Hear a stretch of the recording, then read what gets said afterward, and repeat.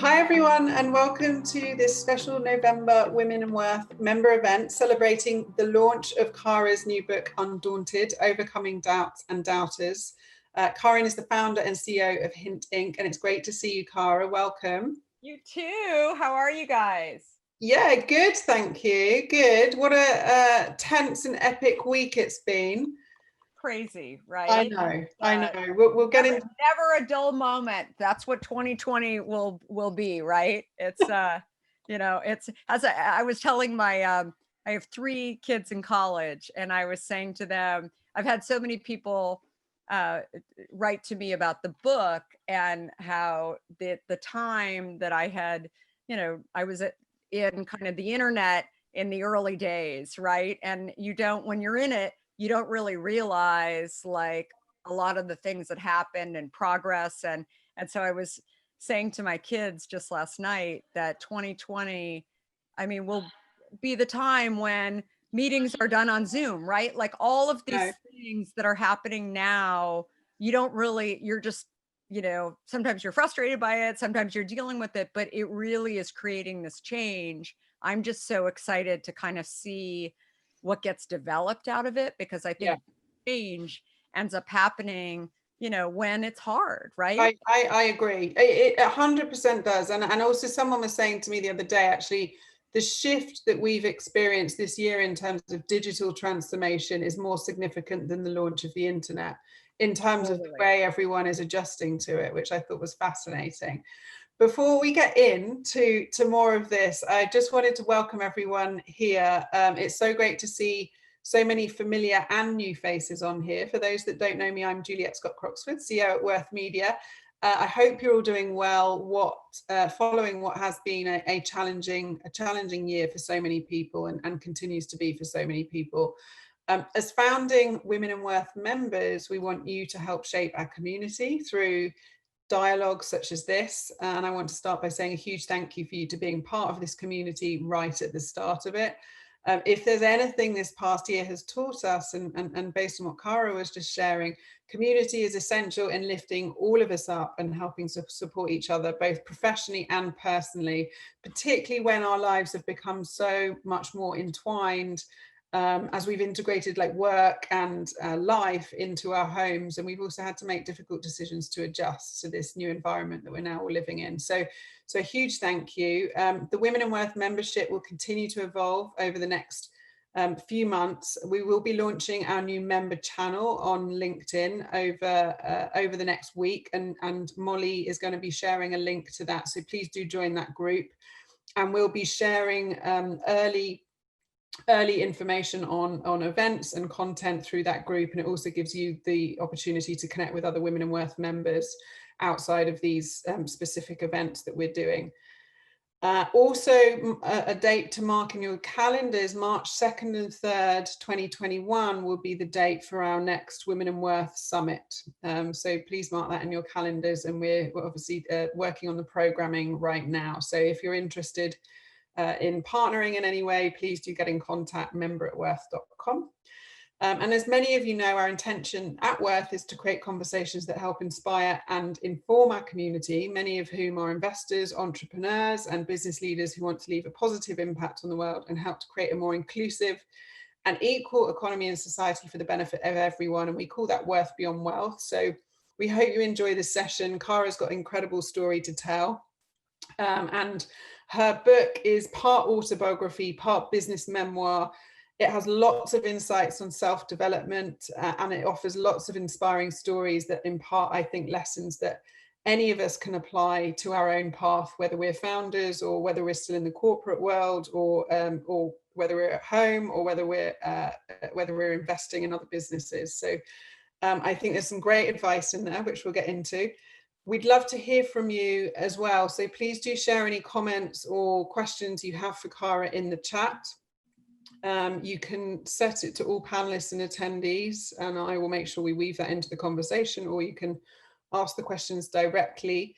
I'd also love to hear from you if you're a founder, and if you are a founder, at what stage, or if you're thinking about becoming a founder, because I think that's an interesting thing. And I think, Kara, you've got some great advice on probably as well.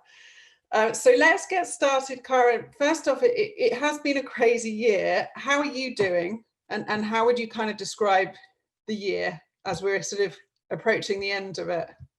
Yeah, I mean, I think it's been super challenging, and I never predicted a pandemic. We had sort of, we had I was pleasantly surprised at how set up we were to actually handle a pandemic on many fronts. We had automated a lot of our production, so that there weren't any people in the room when this, incredibly scary virus hit a lot of manufacturing plants. So we sort of dodged that bullet and didn't actually have anybody sick in our production lines through, through the pandemic.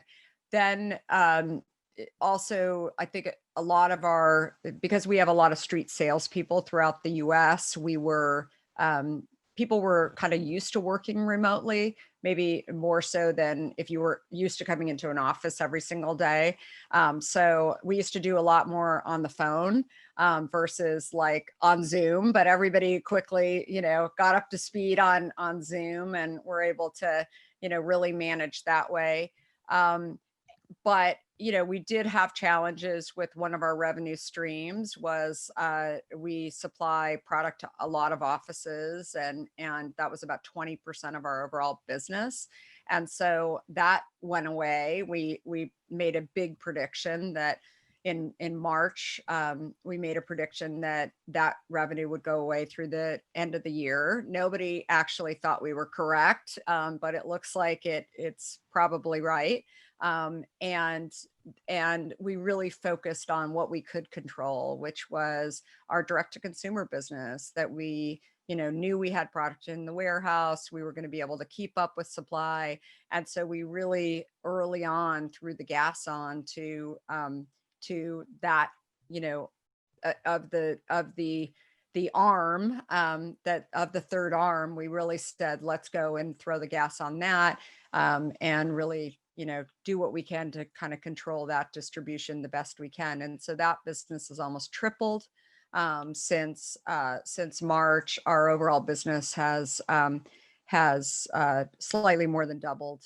And we've done a lot of crazy through this time. We were worried based on some other challenges during the last 15 years, including the 2009 financial crisis, where we almost ran out of money. One of the stories in the book, as well, like dealing with that. Like, I never want to go through that again, but I often have heard people say, like, never look back. I'm actually, I sort of speak counter to that and say, actually, if we do look back on challenging times, we can actually learn some lessons, and owning things that we didn't really do right, or that we should have, like, if we would have knew then, what would we have done? Yeah. And so for me, this was clearly a time where quick decisions. I knew from the 2009 that we waited and waited, and I thought, no way, and I don't want to run out of money. So we did a raise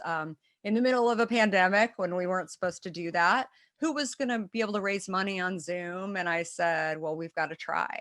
And so that's what we did. We raised 25 million in May of this year, May-June time period, with a great group, Springboard Capital, that is later stage, female, focused on female CEOs, female founders. They're an amazing group that was already an investor in us. But again, like, people were saying, let's just wait and see. And I'm like, I don't want to go there. I want to have 2 years of money in the bank.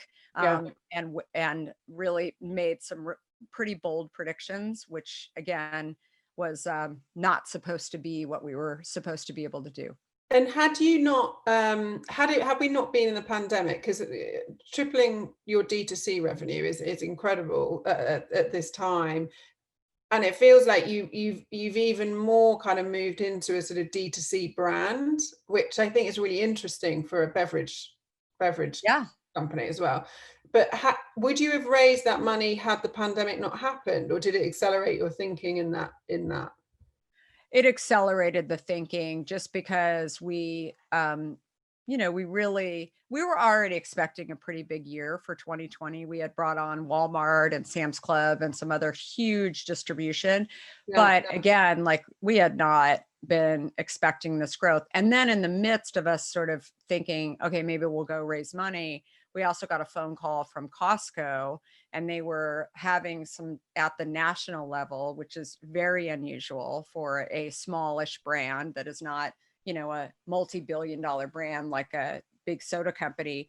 They reached out to us and had heard that we do everything locally in the US. And so we produce everything, which, they called me and asked that question, and I said yes. And they said, oh, well, we're having all these challenges with brands because most of the cans, for example, are made in Asia, and so they were not able to stock their shelves. So they said, can you, if we flip the switch nationally, can you guys actually maintain being able to fulfill those orders? And so, again, being a startup and being a scrappy, like can-do attitude, which I think the entire team, definitely had, but even I saw it even more so during this time. I mean, people were like, sure, let's do it. Let's figure out how to do it. And so that was just another reason why we really wanted to have more money, because we, in order to grow, you have to have capital. And Yeah. that is, but also I think having those partners and having people who you stay in touch with along the way and having those good relationships too. It's not, as I always say to entrepreneurs, it's, you should try and figure out a way to, like, first of all, like your investors, right? And know that they like want to make money too, right? That's at the end of the day, having that kind of relationship, having that kind of, dialogue that goes back and forth. And I mean, I was having my investors saying, not only how are you doing, but are you guys like, what are your financials look like? Right? Like people were like looking out for me, like while we were trying to operate and run our business, they were saying, like this is really the key thing. So again, having that kind of relationship, I think with your investors is just so key. And the relationship you have, because how did you finance because you bootstrapped the business for quite some time, right? And then I love the story about, is it John Legend that was an early investor in the brand? Yeah. So the first couple of years, we bootstrapped it. And that is, that's a story where you don't have to do it that way.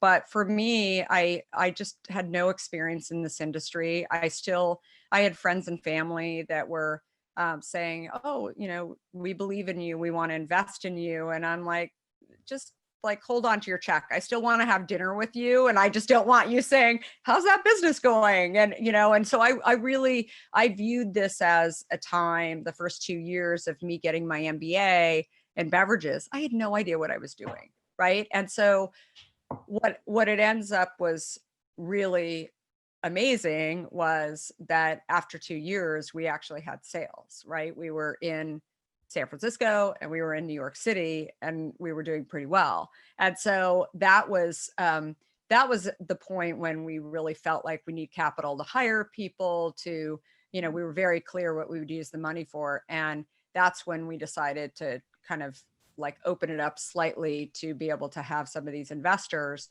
John came a little bit later. He was actually in Starbucks and he picked up a bottle of Blackberry Hint. And I'll never forget, he called the 1-800 number on our bottle and said, hey, I'm just curious, like, is this like a shell company behind, or is this a brand behind, a Coke or something? And I said, no. And again, I was answering the phone because there were like 6 of us, right, in the whole company. And then, he said his name and I said, I'm sure you're somebody really important. I just don't know who you are. And like joking with him. And he said, so tell me, like, did you used to work at the big soda companies? I said, no, like I didn't, I worked in tech. I wasn't, I told him my backstory of how I gave up Diet Coke for, trying to find a way to drink water. And that's how this whole thing started. And then he was coming up. I mean, he was a lot less known, what is it? Almost 10 years ago, when he invested, it's a lot less known back then than he is obviously today. His career has taken off, and this is pre-Chrissy, and and we've known each other for a long time. But I think he's just a great example of just one of over 100 investors that have come and invested in our company, who was really passionate about the product. And people will ask me, like, how do you get John to like have a bottle of Hint on the piano bench next to him? I'm like, he drinks it like all the time. I mean, he's going and doing lots of amazing things, but then he just loves Hint. And we always give like a case of Hint to all of our investors every month, and so that they always have it handy. But we don't force anybody to like live this way. I think that actually developing a product where people enjoy it, right, and smile about it. And I think in John's case, I mean, the number of people have said like, John will talk to us about you and like your founding story, and like you developed the company when you had 4 kids under the age of 6. Like, again, it just speaks to like, having relationships with your investors, but also, liking your investors and waiting for the right investors. I think that is, such an important piece of kind of why we've been able to do what we've done. And frankly, also the fact that, it's rare that a founder 15 years later is still the CEO of the company. I mean, I know how to run the company, but in addition, I think it's like choosing the right investors who, don't want to put in an experienced person versus somebody who is actually, focused on the consumer and able to grow the company in the right way. And how much of you being here 15 years later is connected to your passion for the purpose, as opposed to like the brand, but the purpose? You've got this incredible story of how much Diet Coke you drank, and you suffered from acne, and then you realized actually it was all the sugar that you were consuming, and actually wanted to create something that didn't have that, but actually was nice to drink, but also healthy for you. How much of that like core mission and purpose has kept you in the role as founder, and how important do you think that is for people that are building businesses today? Yeah, well, I mean, I think, purpose is incredibly important for the consumer, right? Like, it's like, I think whether you're a service or a nonprofit or a product, I think purpose is incredibly important for every single company, right? And it's funny because I remember when I was starting this company 15 years ago, nobody talked about mission-based or purpose. In fact, I remember sitting down with some VCs in Silicon Valley who, knew my story of why I founded Hint, and they're like, don't actually share that story because that will make you look small, and like, you don't want to look small. And I'm like, but it's my story. I mean, I don't know what else to share with you. Okay, I guess they're like, but don't actually tell people when you're going to target like what your story is. And it always just felt really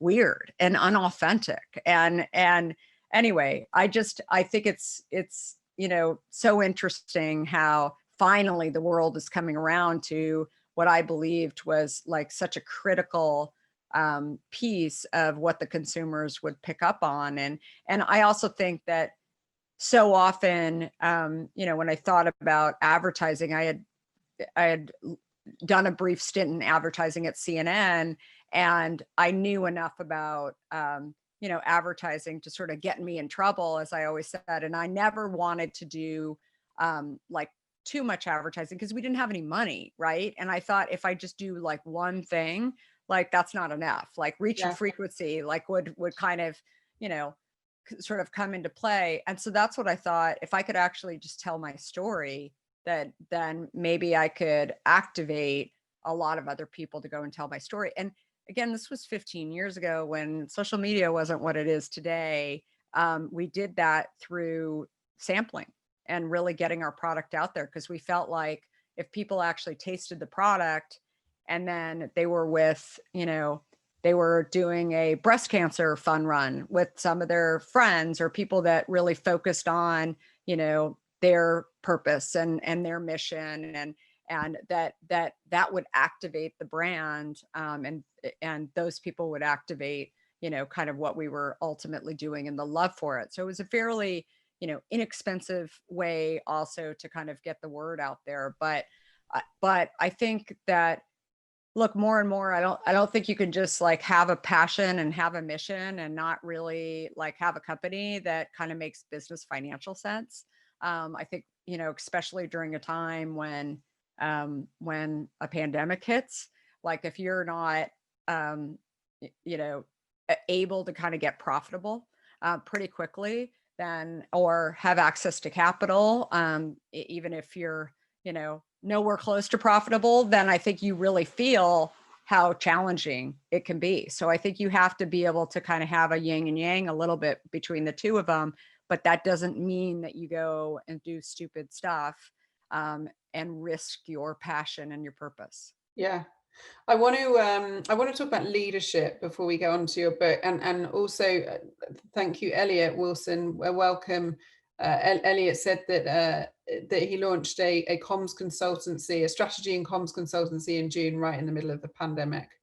Either a stroke of genius or the stupidest move ever. I do actually think that the businesses that are going to survive out of this will be even stronger. I really do think there are, either you've been damaged significantly through this pandemic, or actually you've come out and business has been quite good. There doesn't seem to be much in between. But yeah, and I also just wanted to welcome a few of our members on here. Hi, Tierney, Sharon and Aileen are on here from UBS, and Susie, good to see you, and Barbara, welcome. So lots of new members. Cara, you led through the 2008 crisis. How has this been different, and how in terms of keeping your team motivated, keeping the business going, pivoting, how have you been leading through this process, and what kind of new things have you had to kind of lean upon? I think that, so if, a few questions in there, but I feel like, the 2008, 2009 situation, we did things including, we didn't have a lot of capital at the time. We didn't have money in the bank. And so we made some decisions in order to survive, which I think we were able to kind of recoup on some of those decisions afterwards, once we got out of, a hairy mess. But it was very stressful. And I think for me, again, when I talk about when stressful stuff happens and or bad stuff happens, you don't just forget about those things. You actually learn and to like how you get better. And to your point, I think that's what 2020 can be for so many people, especially if you're still here, you're still standing now, actually figure out what do you think would have ultimately made you better? Yeah. And or some war wounds on the way.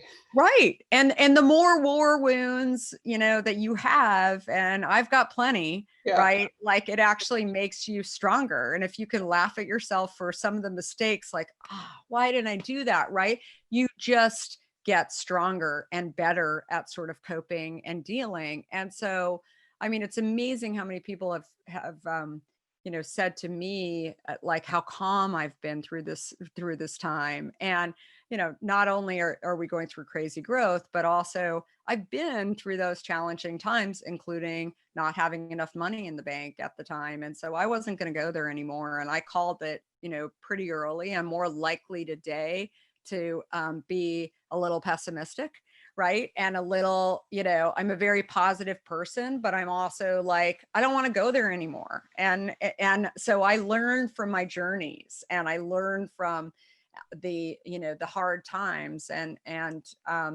And that, I think for me, has been kind of the, the biggest lesson. But here's the difference between 2008, 9 and today. I feel like, first of all, we were a significantly smaller team than we were today. We were, set up pretty well, as I mentioned, because we were all kind of remote. And but the key thing, I think, was that we were always thinking about the team as, one, maybe there were different divisions. We had econ or direct to consumer versus, operations or whatever. We all work together, but there's like one.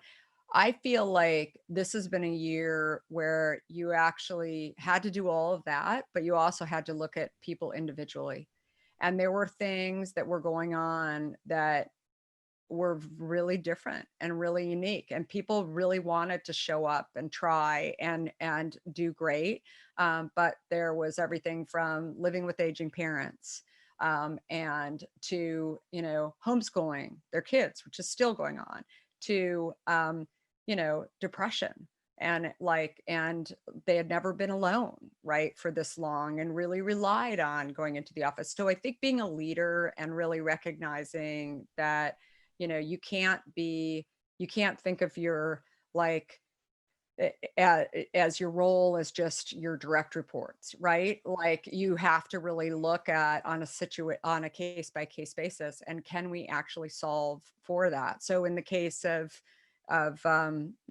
some people like not wanting to stay home and do work anymore, maybe they've got 3 other roommates, maybe they or just they really need to get out and go somewhere and actually get in the car in order to be somewhere. So while we thought we were going to keep our offices closed until the end of the year, we said to people, like, you just need to let us know that you're going into the office and you're welcome to go in. And like the happiness factor of being able to do that is like, I mean, that's easy, right? Of course, go, and I think as long as there aren't a lot of people in there, then it works, right? And everybody can be safe. But again, I think doing a lot one-on-one and making sure that everybody's doing okay, and is really, kind of, again, it's not hard, it's just different.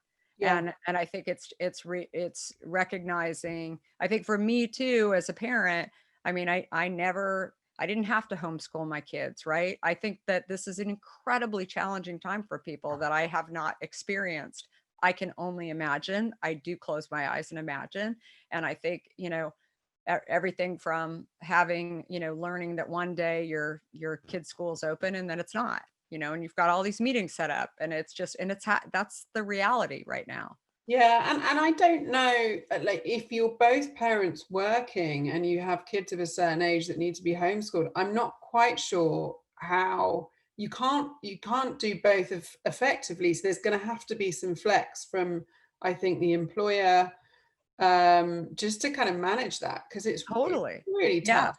Yeah, and I think that and I think that the most challenging thing is too, is that we have employees that actually really do want to do their job, right? Yeah, And that's what's so hard. It's yeah, like, and I think that when you hear that as a leader, I think, if you're human, you want it to work, right? And you can't just say, well, this is the way it is. yeah. Right. Because it just really, like, this is such an unprecedented time. And I really think that every great leader that I see managing well during this time is really looking at it, one-on-one, and trying to figure out how to, go a little bit one-on-one with people, because it really is different. And even, the whole topic of mental health and depression, I think there's people that have come on my radar that never would have predicted, Mhm. but this is a time when a lot of people are living away from their family.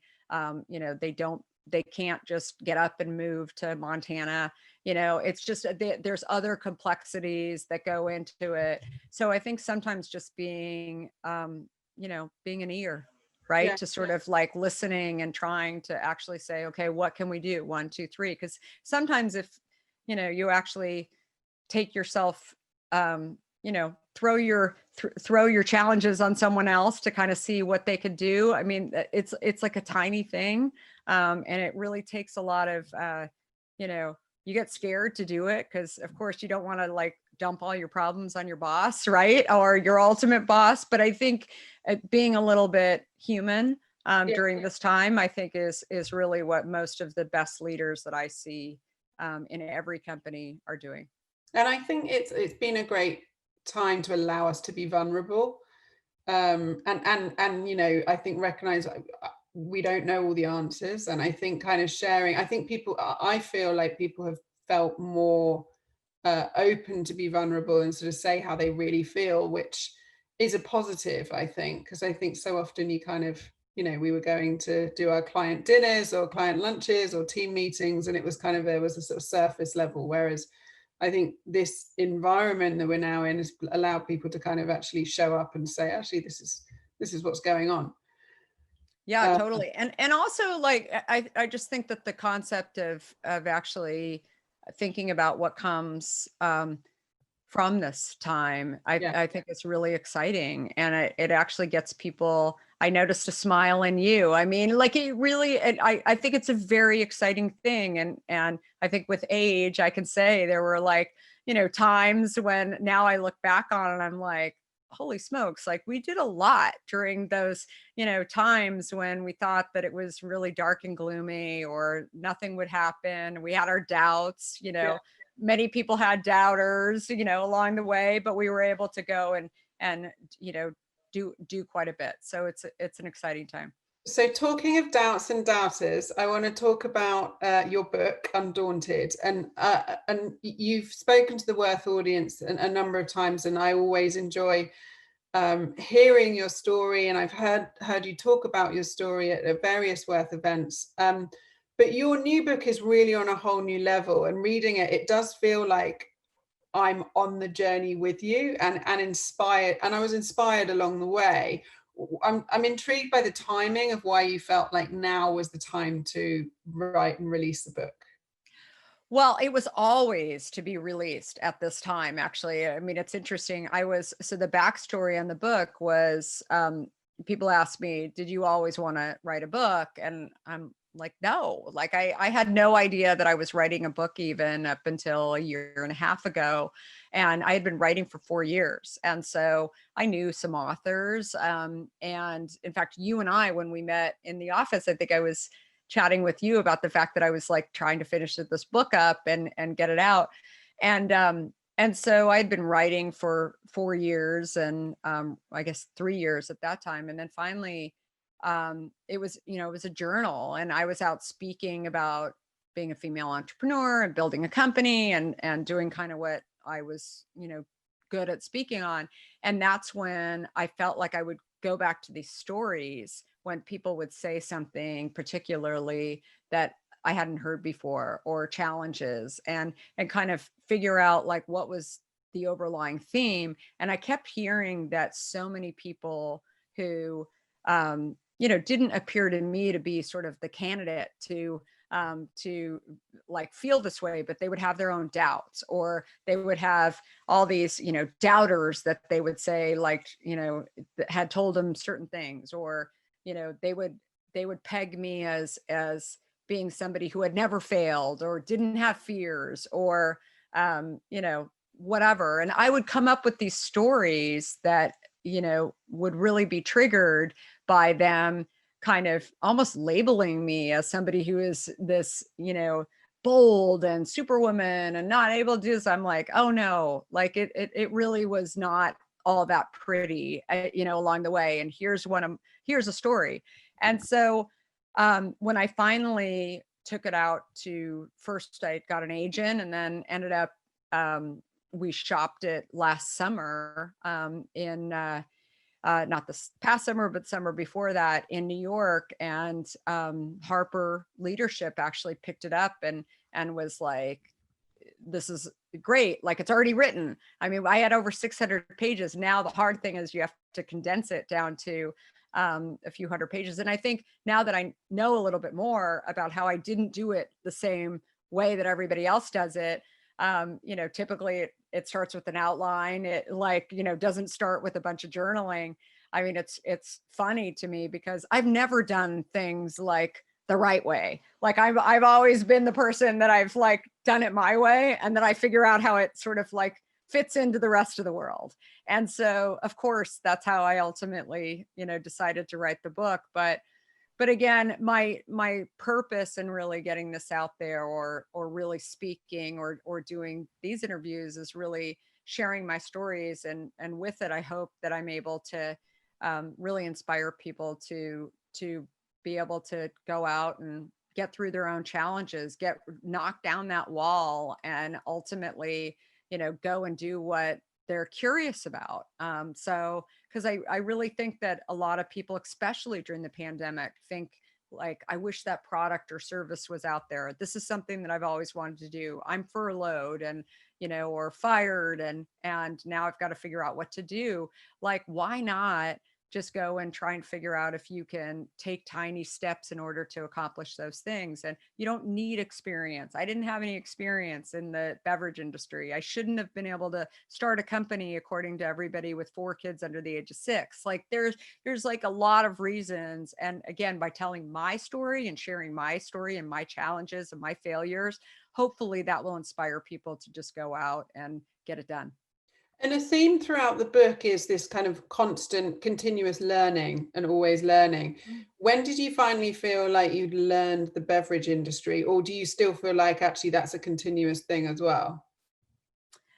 The first couple of years, like I said, I felt like I was getting my MBA in beverage, Yeah. but I'm not going to lie. I feel like I'm always surprised, maybe not daily like I was back in the early days, but so many of the games that go on, I think in the beverage industry are, you know, pretty shocking. And I feel like, that's part of another thing that I talk about in the book too, that I kept, you know, looking for this tribe in the beverage industry that would solve all my problems, tell me what to do, really like help me in some Yeah. ways. And when I couldn't find those people, I found like I would identify the problem that I'm really searching for help with. And I would go out and network with people in other industries. And because they would help me to think, I never really, although I searched for the 1, 2, 3 on how to solve things, what I found was that people in my industry were less likely to actually do that for me anyway, right? Like they might have been nice and smile and whatever, but they weren't actually going to help me do it, even if they had the answers. And oftentimes, like the big industries, like didn't actually, the people working in these big companies, like wouldn't actually understand how to develop a, unsweetened flavored water that doesn't have preservatives in it, or be distributed when, you don't have an investment from the company, or whatever these like challenges were that I was trying to solve for. And so I found that just by going out and, finding people who were solving, huge problems in their industries, that it really gave me the inspiration to kind of move forward. A question related to that. I want to go to one of our members, Sharon Sager, who's on here, because Sharon has a great question related to that. If we can unmute Sharon. Yeah.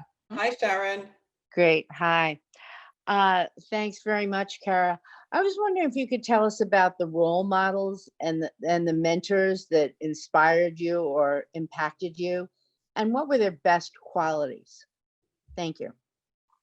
Yeah. So I always found that this concept of like finding a mentor, it's sort of like finding actually help, with whatever, like you look for people who look like you, or who are, in your industry, or however you want to look. And instead, I found that I could actually find a lot of information and mentorship just by reading. So I'm a huge like I'm constantly searching for more and more information. I read constantly, and in some perhaps kind of strange way, that I almost feel like I know a lot of these people that I'm reading. And I feel like, and part of the reason why I wrote the way that I wrote too, is that through stories, I feel like that's how I've gotten to know. And those are like my favorite types of business books, where they are actually you feel like you know these people. And so, so almost every one of these people that I've met or that I've read about along the way, that I've admired something about them. Something's been, challenging along the way. So Jamie Dimon, just as an example, I mean, I knew who he was and sort of what I, was inspired by, and sort of his life and sort of some of the great stuff that he had done. But ironically, I didn't know what he looked like. And so when I ended up sitting next to him at a dinner, I ended up just having a conversation with him. And I never caught his name. He said his name, but I really had no idea who he was. I just thought he was a very nice person sitting next to me, and we talked about cancer, which he had overcome, and it was a very, really inspiring story. And at the end of the night, he was talking about Hint and how I decided to start the company, and again, like, that was somebody that if I would have called him on the phone and said, "Would you be my mentor?" I mean, he'd probably just say, "Who is she?" Right? But instead, I read about him. I knew a lot about him. I did not place myself next to him. I really just built a relationship, and that relationship has continued. And again, when we've gone through financing, he's my, phone a friend when I've said, "Am I thinking about this correctly?" Because I just, really admire his skill set and sort of what he's done. But I think there's a lot of pressure on people to like find these five, right? And it's almost to me like another wall, right? Instead, if you can't find them, go read. Go read about the people that you think are, super inspiring, that are doing things that are different, or maybe a different skill set or knowledge base than you have. And then, show up at these things that maybe you'll meet these people, maybe you won't meet these people too. Maybe you'll hear that they're on a Worth Live event, right? And you figure out how to ask a question, or you reach out to them. I think it's so much easier today to actually reach, like, people that inspire you online, and even through LinkedIn. I mean, I think it's on Twitter. I found many, friends that way, and people that I know a little bit about them, and why I think that I'm curious about them, and why I think, their story is so inspiring. So again, I think it's just not being afraid to try and not being afraid to reach out, but also really understanding that it doesn't just have to be like a sign-up sheet. I'm curious. I'm always curious about founder DNA, and whether you're, to what extent are you born with it versus you kind of create it, and what role did your father play in you developing him? Because I know he was obviously an entrepreneur as well. Share a bit about that. Yeah.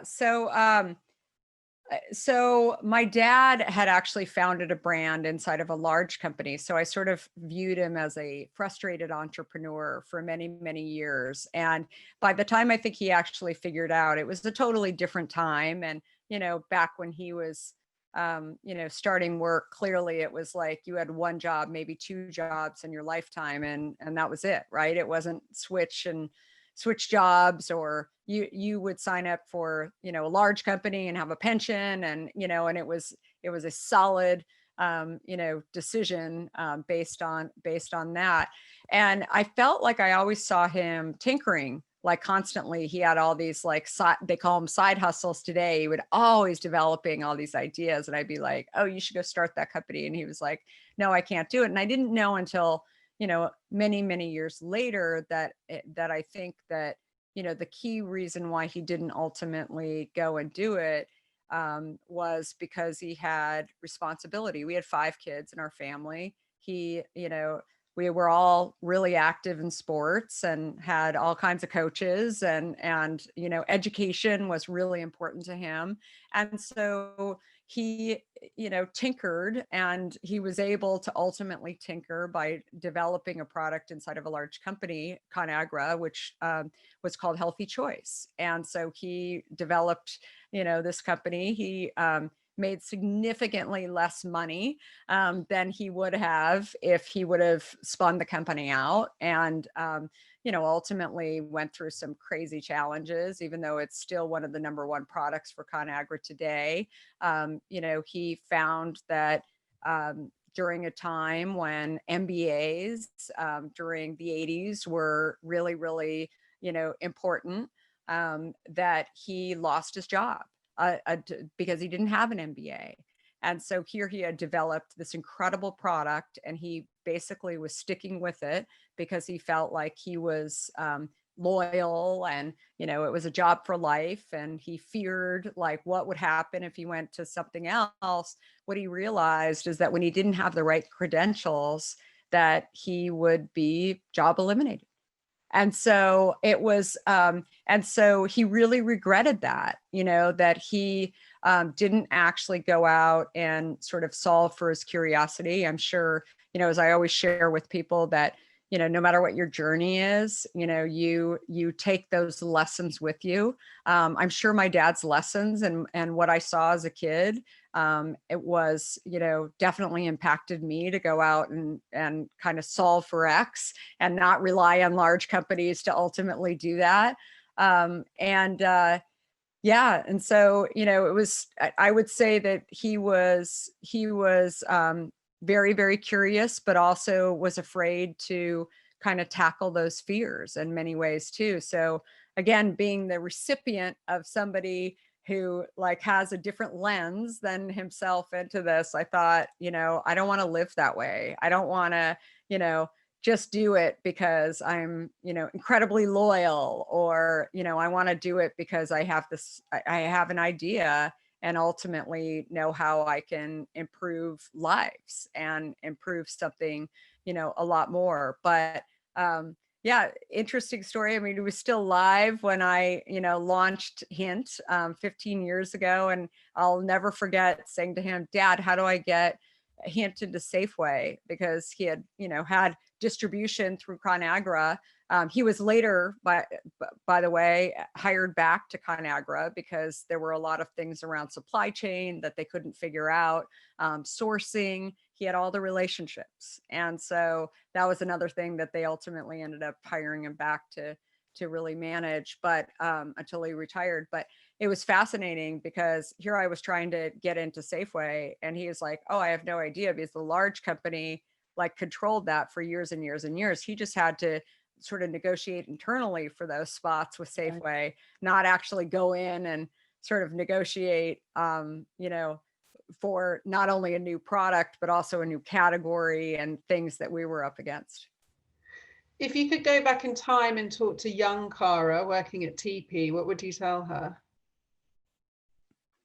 I think really just enjoy the experience, and try and, talk to as many people as you can and learn from as many people as you can, because I think it not only, gives you energy to go out and try, but it opens your eyes to things that, maybe you didn't know that you would really enjoy. I mean, I still run into people who I grew up with who were like, I can't believe you're, running today the largest non-alcoholic private beverage company in the US that doesn't have a relationship with the large soda companies. Here I was a girl that, was truly addicted to Diet Coke for so many years in many of my friends' eyes. And here I go and launch a product that actually solves for that. So, I think that the more you can actually share your story, the more you can actually, own your fears and go out and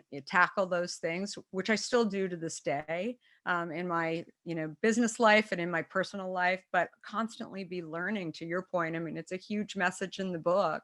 And I think it's something that actually just is really important. And it's not just about going to school. It's about, going out and being curious and trying to just enjoy your time more than anything, even during challenging times. I think try and figure out like, how do you make the best of things? And again, like one other big thing that a lot of people have talked to me about in these interviews that they've remembered is, what's the worst that can happen?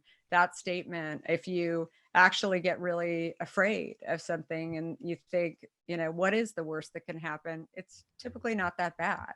Yeah, right? I regularly use that actually. It's Yeah, and helpful. It's like, oh, actually, yeah, the worst right, it's actually isn't it's that not bad. it's not it's not really that bad. And so I think if you kind of set yourself up with some of those tricks along the way, that it actually, you'll realize that you can do a lot more than you ultimately maybe think you can. We've got time for one more question from the audience. I want to go to Susie Burke. Hi, Susie. Hi. Yes, so I had a question, Kara. I actually advise some founders of startups, female founders mostly, and they're always looking for investment and finding the investors. And I try to kind of talk to them about finding the right investors as opposed to just finding any investors. And I was wondering if you had any criteria that you use when you're going through fundraising rounds. Is there anything that you look for in investors that's important to you to make sure that they're the right investors for Hint? Or have you just, because of the way that you've gone about it, found investors that just fit automatically? Yeah, I mean, I think investors in my company actually have to like Hint, right? They can drink other things, but I actually, have this thing. Like, it's like you can invest in a lot of other things, but if you don't really get what I'm doing or like it, then you should probably go and invest in something else, right? Like I've really kind of had, I think it has to be right for both people. I used to think, I remember early on when we went to Sand Hill Road and they were drinking lots of Hint in a lot of these offices, and they would actually reach out to us and say, we're really interested. You guys are all over Google and Facebook, and I remember like walking into some of these meetings and not seeing a single, even though we had it in the office, not seeing like a single person drinking my product, or like they'd walk in with like Red Bull or, and I mean, I was just like, this is bizarre. Right. And it made me really realize that that there's so many companies, and frankly, a lot of companies that are founded by women that are solving for problems that women have, that, they're going in to these offices where there's no women, right, in there, and they just don't get it, right? Why do you want them to be like investors in your company, right? If they don't really understand it. Now there's exceptions, right? If people actually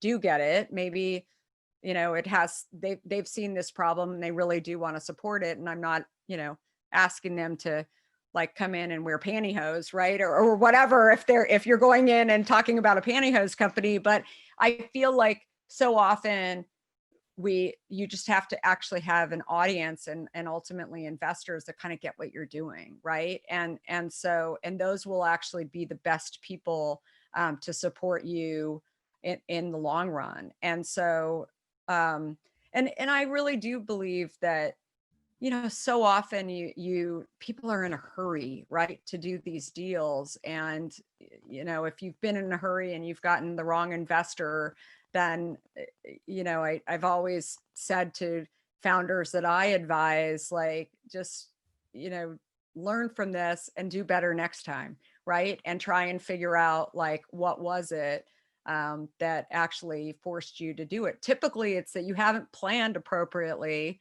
and you've either overspent or you haven't raised money soon enough, right? And all of a sudden you've gotten yourself into a mess that you are forced to do something that you don't want to do. I'm also a huge believer too that even when you're not looking for money, that you should be out looking for money, right? Or you should be out you know like looking for employees. As I always say to my employees, I think it was kind of weird initially when people would come in. I learned this actually at AOL. We would always be interviewing, even before we needed somebody. And that's sort of like this bizarre kind of uncomfortable feeling for people when they know that they're sitting in a position that has this title, and then they hear that they're interviewing. But I said, but you could leave tomorrow, right? And And so I always want to be prepared because I don't want to disrupt the business. And I think it's the same with investors. I think it's always being able to,